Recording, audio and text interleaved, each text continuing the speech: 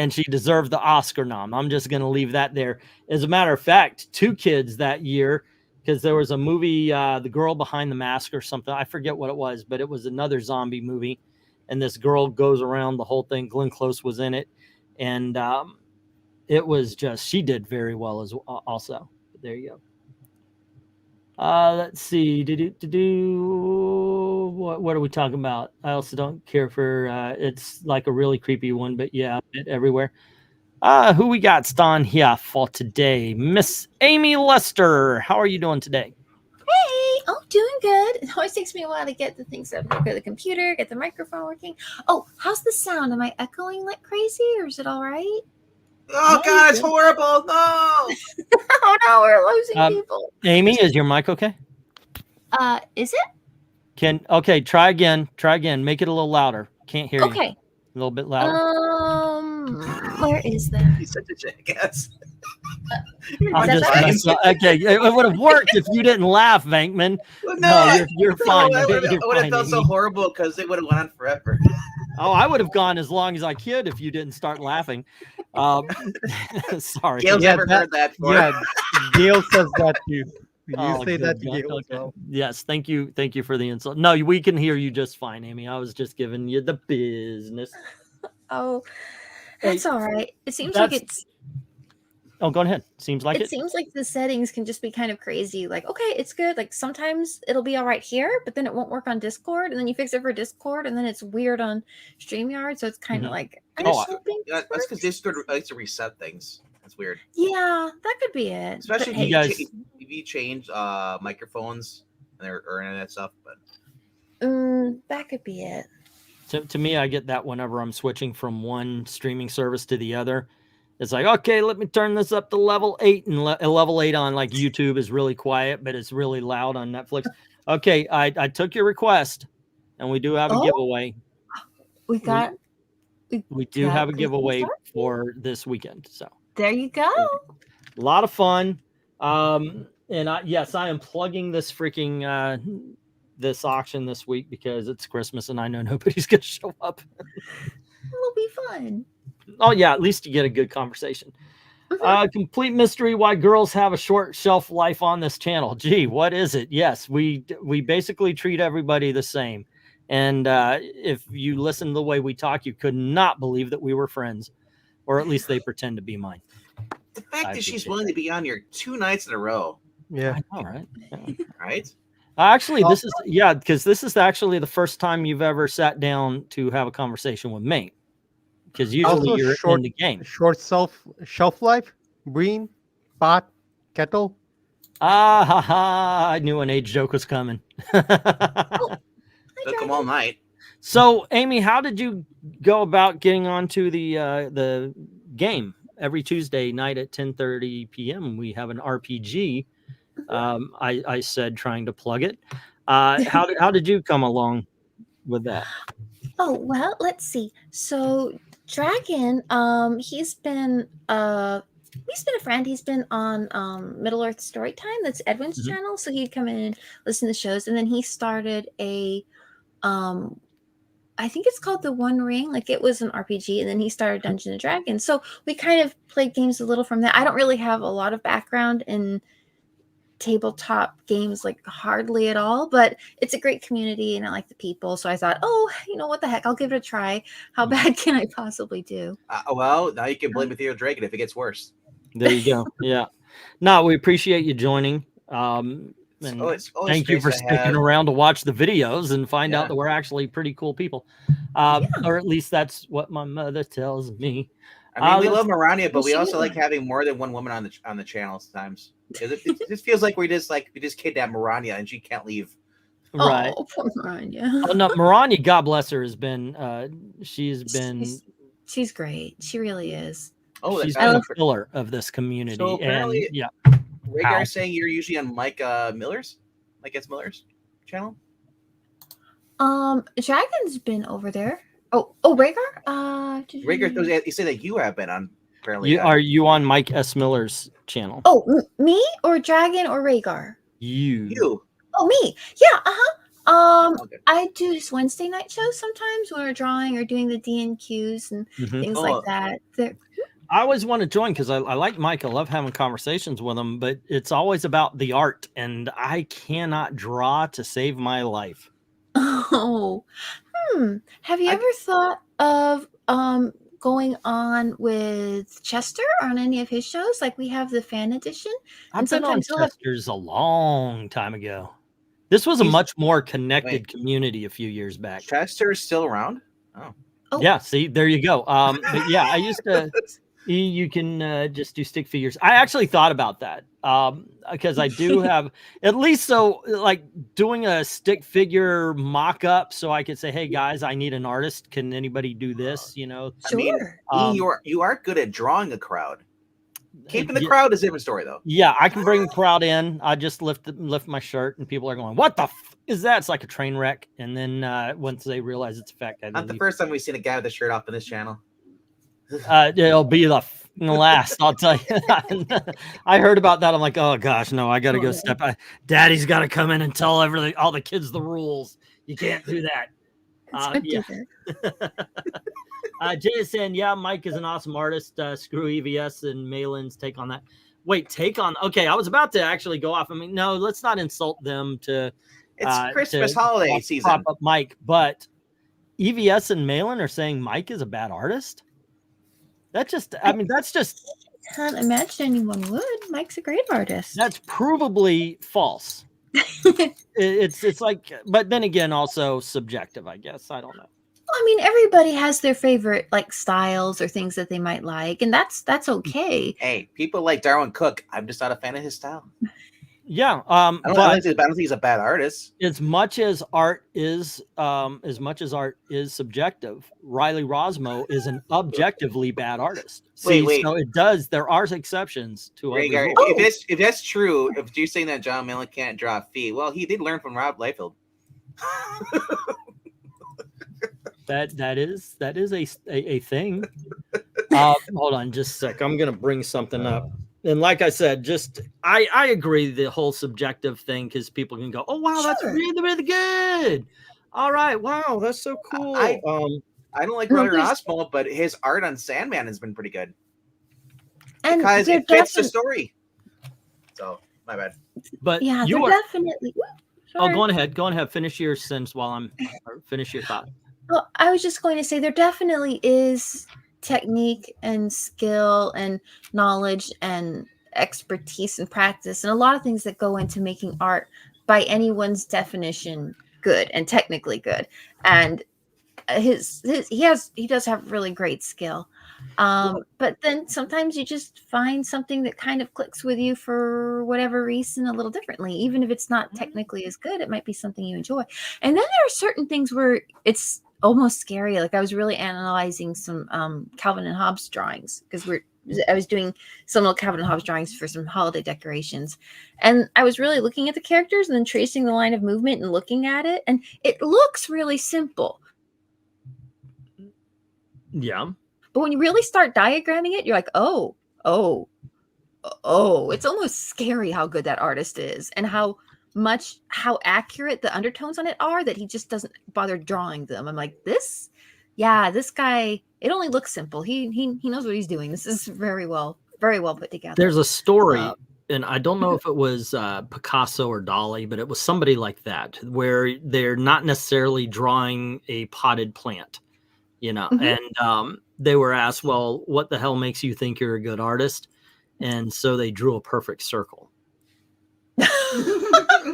The point being, of course, is that sometimes to prove you're the greatest, you do something that seems simple. And for anybody who really, it's a circle, try to draw a perfect circle, not one with a flat part at top or maybe it's a little bit too ovalish or whatever. You can't use a protractor either. It's like I'm a big fan of the Gordon Ramsay cooking shows, and one of his challenges is always how many perfect eggs can you cook? It's like you think, you throw it in the pan, boom. But no, that one's got too much brown on the edges. This one is a little off shapen, so can you cook a perfect egg? It's just that sometimes the most simple thing Oh It yeah, proves that they're as good as they are. I have a friend. He's a musician, but he also is a cook. He did that for a while, and he trained under a cook who apparently really well known French cook, and he got his first Michelin star for mashed potatoes. Mm-hmm. And this was just like, seriously, this is like one of the most prestigious awards you can get, and he got it for mashed potatoes. And I'm like, what? I get this. Have you ever eaten Right? really good mashed Good potatoes? mashed potatoes. I And just like, I'll go ahead. you learn how Sorry. to make paper. Oh, like, but it is true, right? And the things that can go wrong, and you don't really think about it, like they're not too dense or gummy or I or know anything. you're a local now. Have you been out to the Contemporary and Ooh. had dinner? There's a restaurant. They just redid it. It's called Steak The 71. Contemporary I've not been to personally. Highly recommend you do really? this. Go to Steak 71, not the top, which by the way, that was okay. That's a good place to go, and plus you get to see the fireworks. But on the bottom level is a restaurant they just changed to, it's called Steak 71. But what they did, the only thing they kept from the original menu is an appetizer, bacon and eggs. And I heard, oh, you got to go try their bacon and eggs. You got to, which I'm thinking it's freaking bacon and eggs. How much can they change? So I ordered it, and it's a pork belly that is, it's a pork belly piece that's been braised in a barbecue sauce over the smoothest grits I have ever had in my life. I mean, you talk about something simple, a freaking grit. You put it into water for 20 minutes, you get a grit. It is, but these were transcendent. These were things like the pork belly was good. The bacon was good. The egg was good, but the grits will bring you back. It was just so awesome.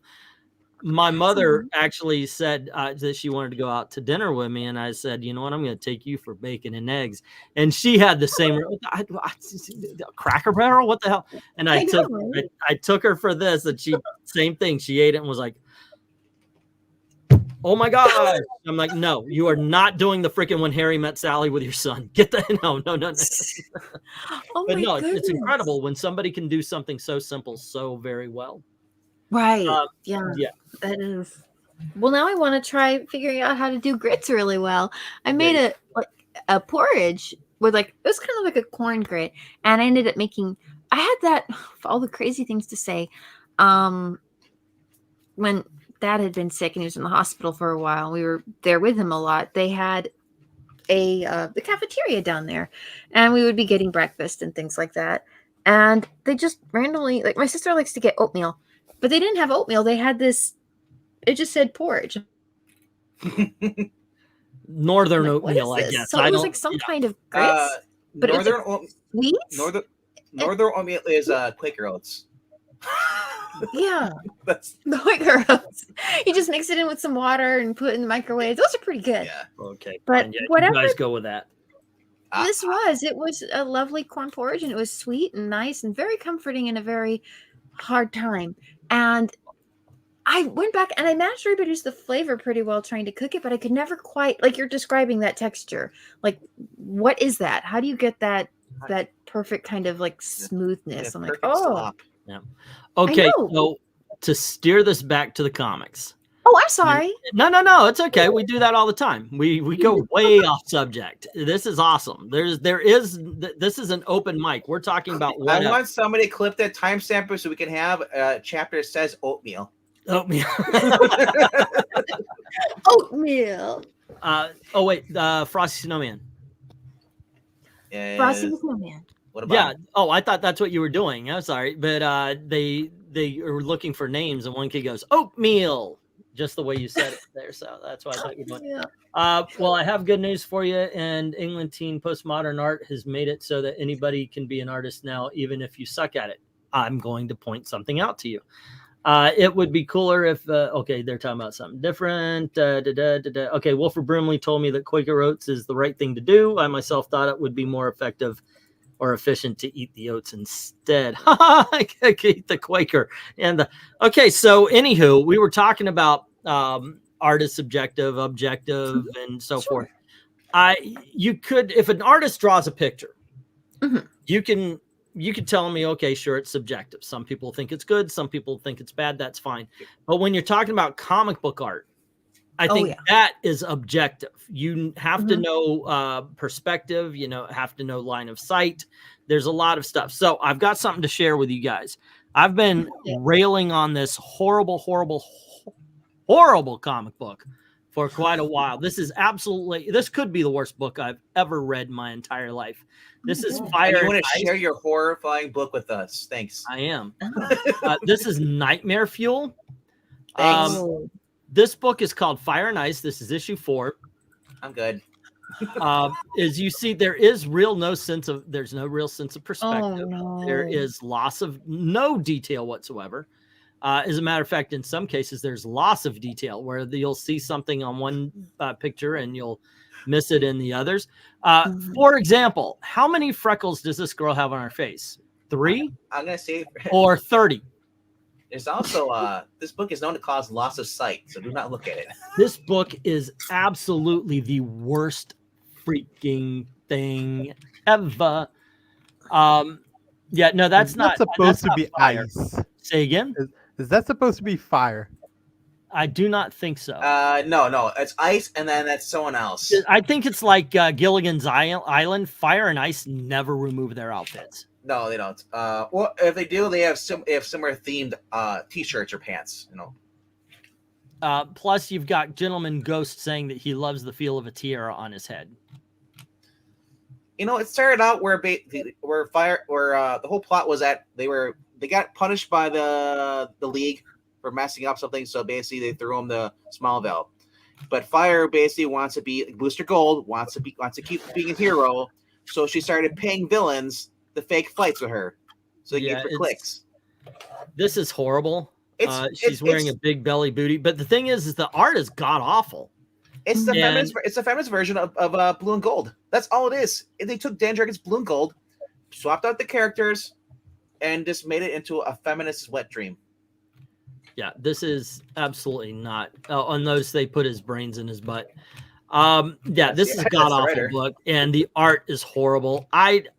God bless you. If you think this is good, please let me know. Also, and by the way, please tell me, in her 80 years of history, did Ma Kent ever give you the idea that she was going to a Smallville drag show? By the way, it's a drag brunch as well. So this takes place early in the morning to the afternoon. This is one. There is in no way, shape, or form. This book is. Oh, look, there's Booster. Yeah, this is not. You talk about art is subjective. That's bad. Yeah, it's so hard. I mean, the standard with which art came from. I remember hearing somebody a while ago say this: that when a source starts feeding on itself, it's going to start to die.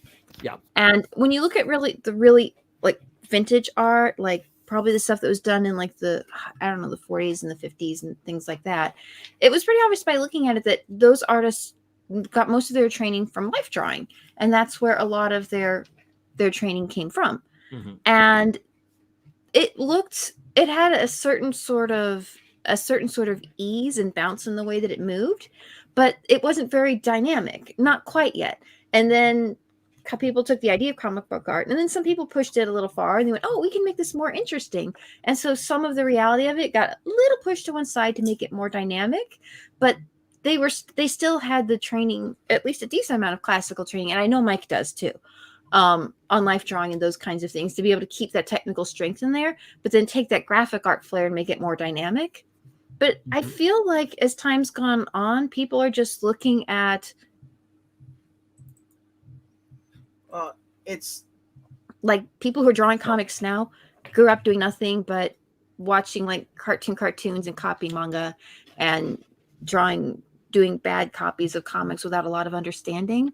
And I think there's also some issue, and I don't know how much of that is, but I feel like artists now, and you would know more about this than I do, but I feel like it used to be like you would have the penciler and then they would have an inker. So you would have like more artists working on getting a number of pages out. But in the modern, from what I understand, and again, I don't really read these modern books, so I don't know. I feel like it's just one penciler and they're doing all the inks and everything too. I mean, it's still, you're not wrong. They found If out it- that they get paid more if they can do their own ink. So they It's It al- terrible, and they're it writing the also concept, varies and too it's because doomed to not be great. it's John Romita Jr. Even since the 80s, when that guy would ink his own stuff, his art looked horrible. But when Klaus Janson inked his stuff, it looked great because Yeah. the inker, Klaus Janson, is more talented at doing his job than the penciler is. Well, Right. it's I mean, this now- this but- came in the 90s. This started in the 90s, but and I think John Romita Jr. really went with it. But there were way too many hash marks and lines all over the 90s comics. Mark Silvestri just did a Joker book, and his art was better than anything I've seen. Wow. no, the hashing style is, believe it or not, inspired by John Byrne. Okay, But Like, if you whoever notice, they took it away and ran with it and made it ugly. Yeah. But- And I think but- when you, I was just going to say real quick on the whole inking thing. A lot of times they don't even hire inkers anymore. What they hire is an inking service. oh heavens. Where it's hi-fi coloring and all that stuff. You know, there's these companies that they don't. So you're not getting an inker or a colorist. You're getting an actual company they hire out to, and it does it for them. Oh, wonderful. So you can even track down who a good inker is if you were lucky enough to come across that- one. Yeah. So Yeah. I mean, when you and start, then everything's all digital too. That's the other thing too. They're doing a lot of digital art. No one's doing anything by Yeah. hand anymore. it takes the warmth right out of it. I remember I was looking at some of those, like I found some of those Mario comics, like the old ones, and they're cute comics. They're a fun read. But you look at it and you're like, oh my gosh, you can look at the prints and tell this was like a page on like some Bristol board, and it was pen and ink and paint, and you could see the realness of what it was. And there was just something so cool about that. And now it's getting, I mean, the way comics look now, they might as well be AI art. I mean, what I don't see where there's personality or vision or correctness or style.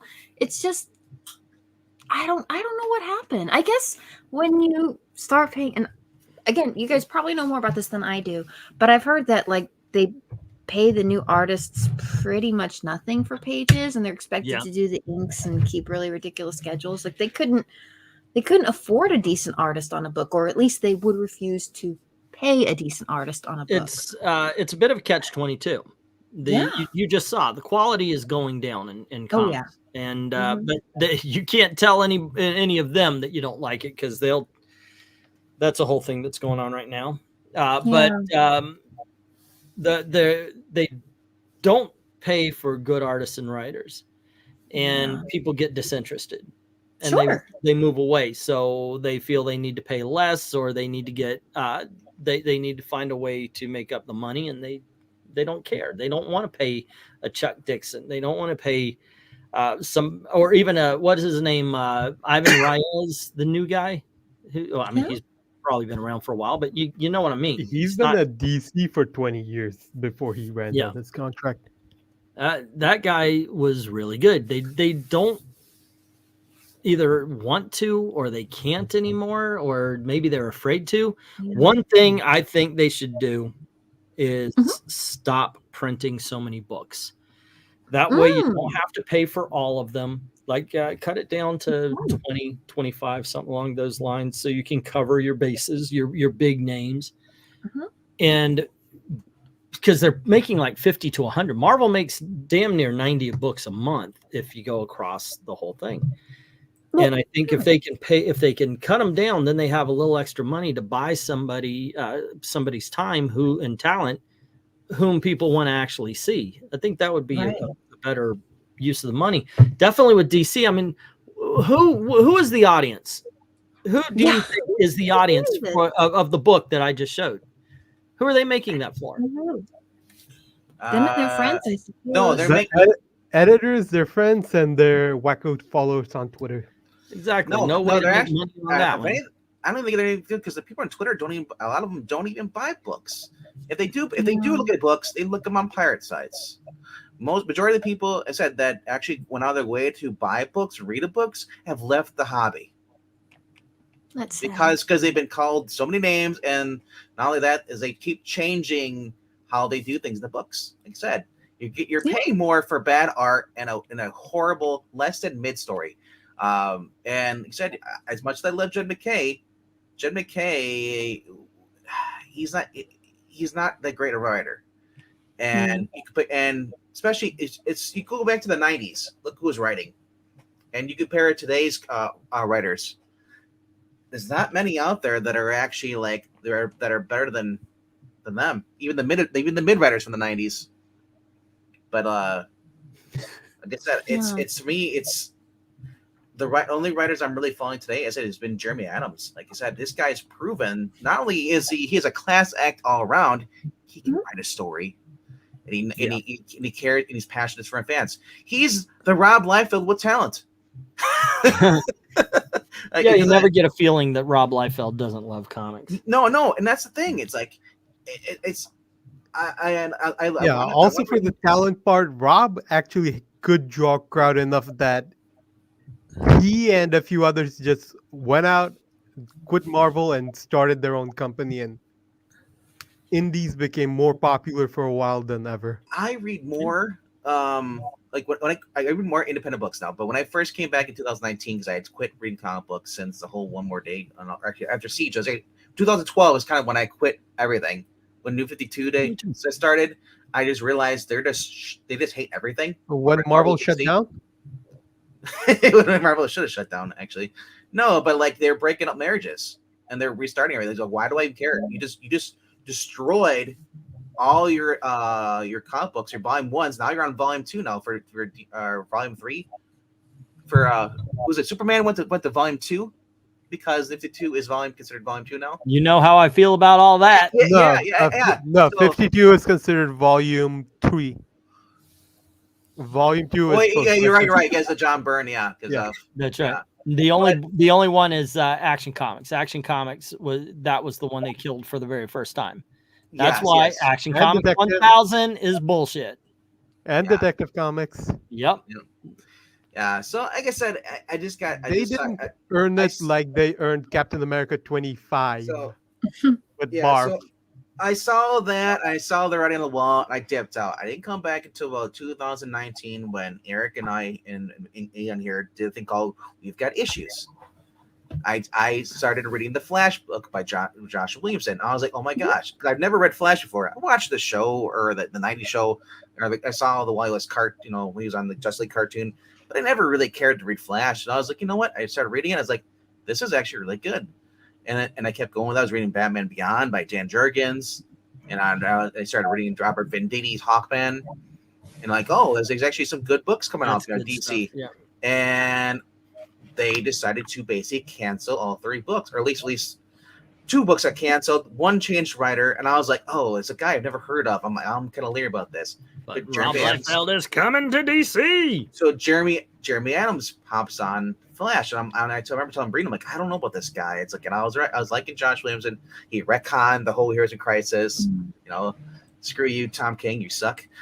It's just I really have been sticking around with as far as Jeremy Adams because this guy's proven. At least he's written at least 3 different characters. He's written not only he's written all 3 Flashes. All the different incarnations of Flashes in character with their personalities. The guy started writing Green Lantern stuff, and wow, I'm not a Green Lantern fan. Like I said, this guy, these are strange times for me as far as DC goes with Jeremy Adams because he's making me read characters I never give 2 shits about, and that's hard to do. Yeah. But like I said, sadly no, because all the stupid, I guess. Wokeness, you would call it, or just bad ideas. It's bad writing. Yeah. That's what it is. Bad writing. I've gone to reading independent books. I follow Brubaker over there. I'm reading Brubaker books. I'm reading Mark Millar stuff now because what they're doing over there is putting Marvel and DC to shame. Jay Luso went back to the 90s. He's reading Valiant. Yeah, I said. There you go. I'm reading Archie back issues. I'm reading Donald Duck on our Geeky Puppet show. Like these were good. Like I said, this is the last thing I read. I'm now reading the Infinity Gauntlet and Golden Age Wonder Woman. I saw a bundle of that for like the single floppies in a pack at my shop. Get it.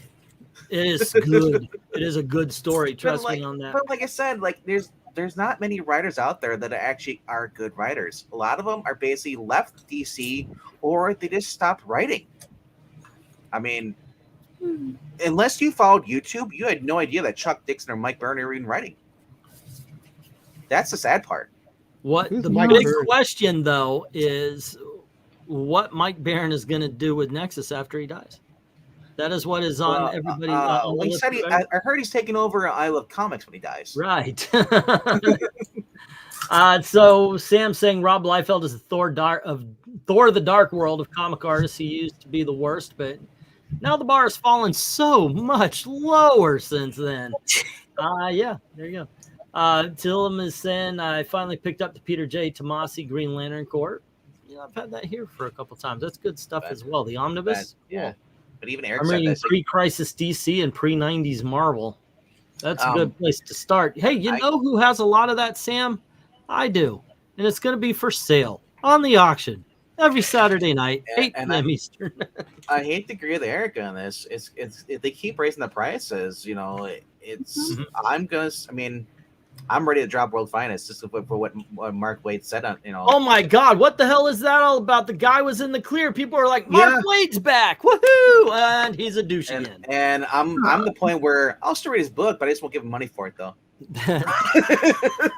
You don't support him. A lot of people have decided to drop Mark Waid's book for that. It's amazing to me. It took him what 6 months this time around before he lit the bridges on fire. I'll never. And once again, you know, it's like what? Yeah, his whole statement was stupid. Like this is it's a perfect example. Like you said, the way comic companies should run their business is that if you say something stupid like that, we're cutting ties with you because you are wrecking our image. That's why he was banned from DC for a while. They only brought him back because the guy that kicked him out, it wasn't Didio, it was the other guy. What's his name? Can you imagine if he said that shit? Bob Harris. If he would have said that in the 90s, he's gone. Dude, he made fun. He was gone because he made fun of a guy that killed his wife, a DC artist that killed his wife, and he made a joke about that. That's why he was banned from DC by Bob Harris for a while. After Bob Harris got fired, he came back. Yeah, it's kind of sucks because literally, I honestly, new policy from Marvel DC: if you're smart, don't let your writer or your artist be on social media if they're working for you. Well, I would definitely make it so because the whole point you can link to and you can hashtag Marvel artist and writer, but if you do so, you have to only talk about Marvel comics and projects. You can have like you have code of conduct. Yeah, definitely. But it would be like Mark Waid, DC writer. On that link, you only talk about your DC projects, answer questions, basically promote the stuff. Mark Waid, person, okay, fine, say whatever you want, free speech, blah, blah, blah. But when you are a representative of DC Comics, Marvel Comics, what have you, they really should stamp down and say, no, you cannot alienate half the freaking audience. It should be like because you don't like a man with a red wig. It's like the people if you're working as a cashier at Lowe's or Kroger, and you start saying racist stuff, you're representing the company when you're working there, and so people are gonna get mad. Like, wow, your employee is saying racist stuff in here. It'd be like Walmart or Kroger or any of those companies saying like, well, we don't care. He's got the right politics. That's disgusting. Gross, and it should never be the case. And if a employer is allowing people to do that, I don't like boycotting, but if you can, try to shop somewhere else. Well, everybody. The one problem is